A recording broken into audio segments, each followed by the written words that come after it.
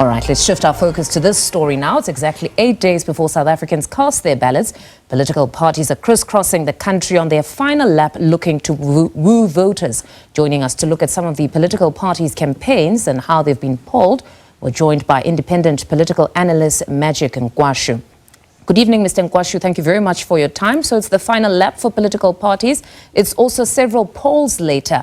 Is a clearer picture forming for you as to which of the political parties' manifesto resonate with the majority of the electorate? Perhaps the top three, you believe, whose manifestos seem to be resonating with the majority?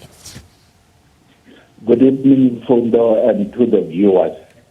Indeed, we are in the final lap, only a few days left. It is becoming clear that ANC seems to be regaining some votes. They have been losing a little bit. They were expected to be less than 40, but I think they are around 43 now.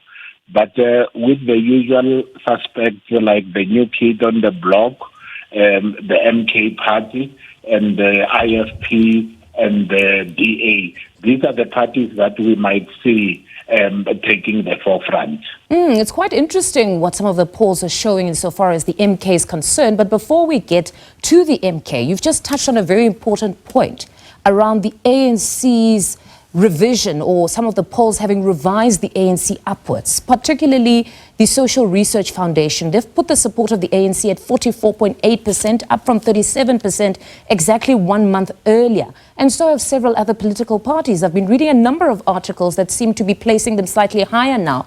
What informs this uptick right now?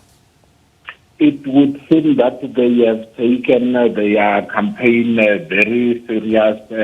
They seem to be moving in all the corners of the country as they have realized that they are facing a stiff competition. I mean, most of the parties have already indicated this is their 1994. It's almost everyone against them as ANC. So they would like to show that they can still retain the titles they have been having in the last 30 years. So what of those commentators that have said it would be naive to think that just this final push would see that kind of an uptick, that people vote based on prolonged experience of a political party, not necessarily a single event, that if one comes to your home and tells you what they're about to do, that would inform this very important decision that you make?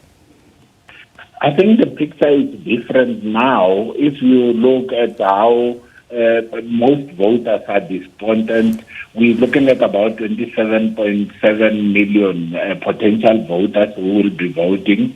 And if we look at how the ANC have performed generally, they are the reason why we are having so many political parties.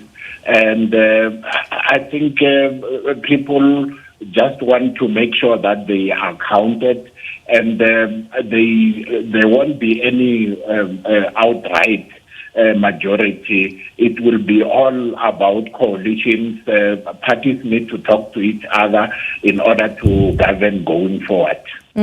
Speaking of parties that need to talk to each other, the MK party, fresh from a bruising in court yesterday, they seem to be polling quite high, some even placing them at double digits. Your take on just some of these polls insofar as the MK party is concerned?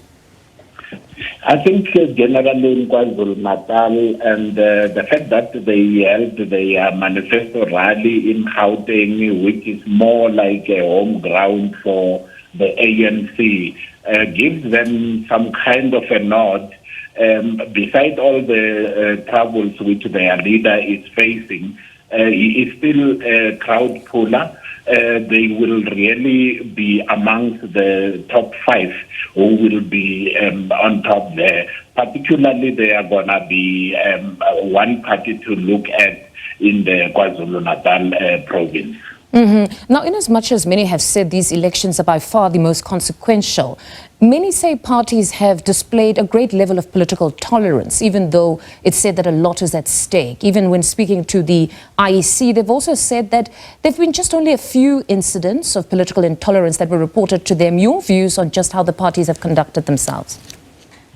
I think they have done very well, and we just hope to see peaceful elections even in the next few days, because there has been some polls that are predicting potential violence in some certain spots.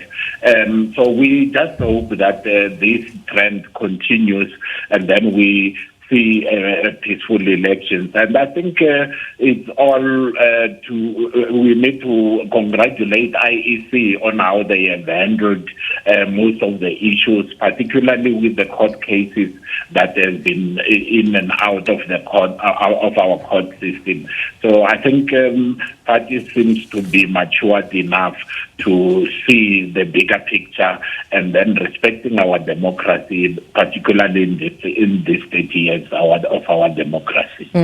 I suppose it's indicative of our very vibrant democracy that you can haul the IEC before the courts in the middle of the electoral timetable and they duly oblige. But thank you very much for your time. That's independent political analyst Nkwashu speaking to us.